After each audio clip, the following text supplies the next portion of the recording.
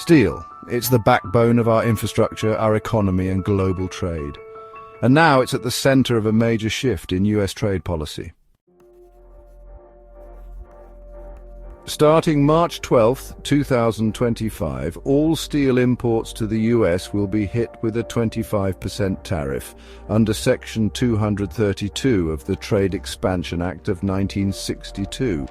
This move is expected to reshape supply chains, impact manufacturers, and potentially drive up costs across industries.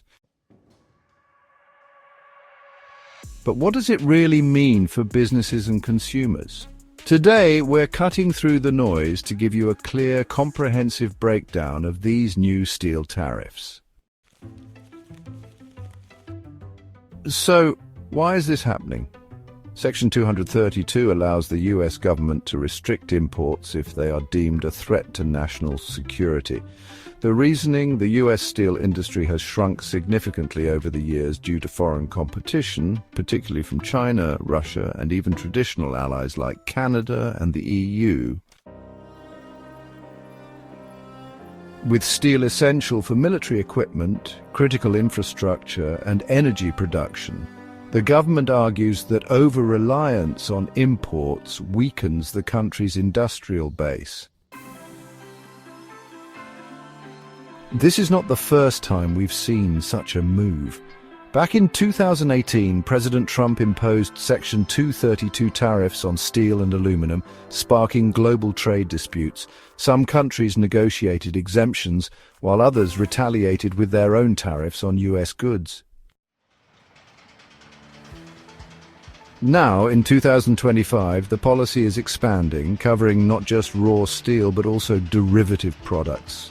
Supporters of the policy argue that it will revitalize American steel production, leading to job creation and greater self-sufficiency. However, critics warn that the increased costs will hurt manufacturers and consumers, raising prices across multiple industries. Historically, tariffs have been a double-edged sword, protecting domestic producers but driving up costs for those reliant on imports. Let's break down exactly what's changing.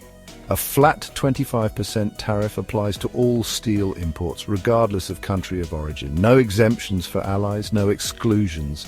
This is a blanket tariff across the board. Derivative steel products are now included. This means items made from steel like nails, bolts, tubes, pipes, and automotive stampings will also face additional duties. Foreign trade zone rules are tightening. Steel products in FTZs must now be classified as privileged foreign status, meaning they'll be taxed as if they were imported directly, even if further processed in the US. A new classification, HTS 9903.81.91, applies to certain derivative steel products with duties based only on the steel content within those products.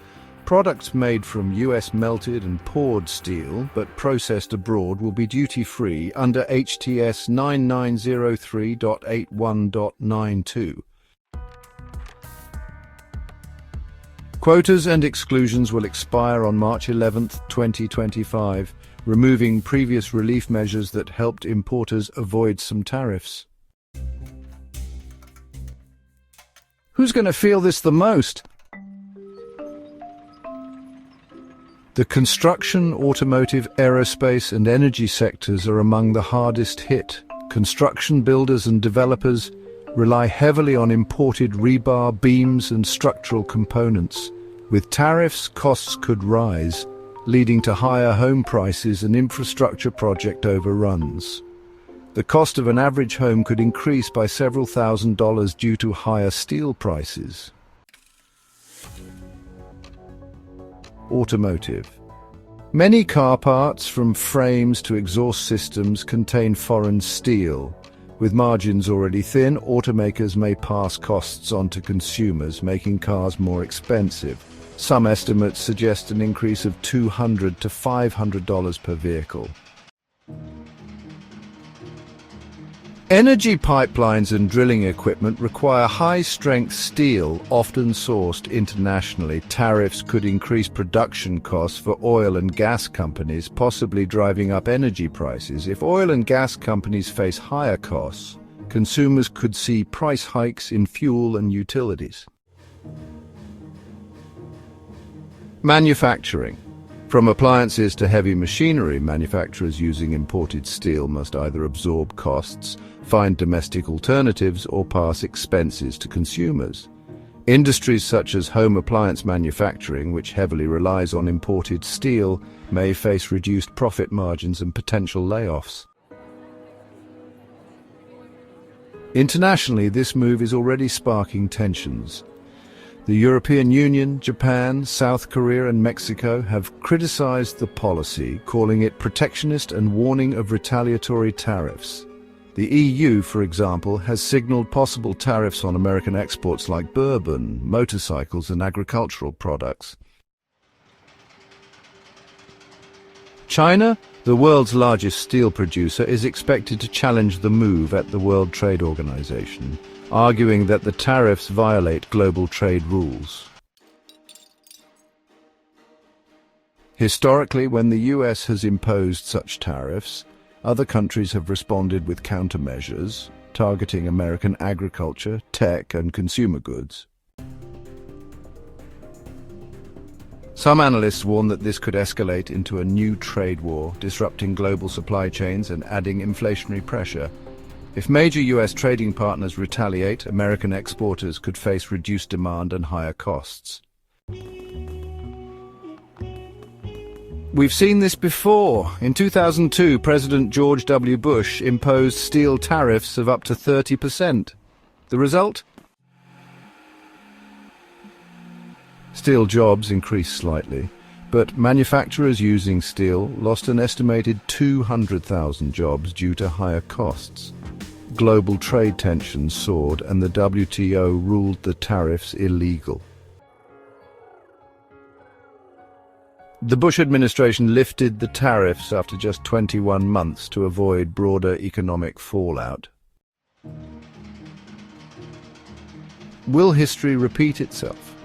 That depends on whether domestic steel makers can ramp up production fast enough to meet demand, or if industries reliant on imports suffer more than they benefit.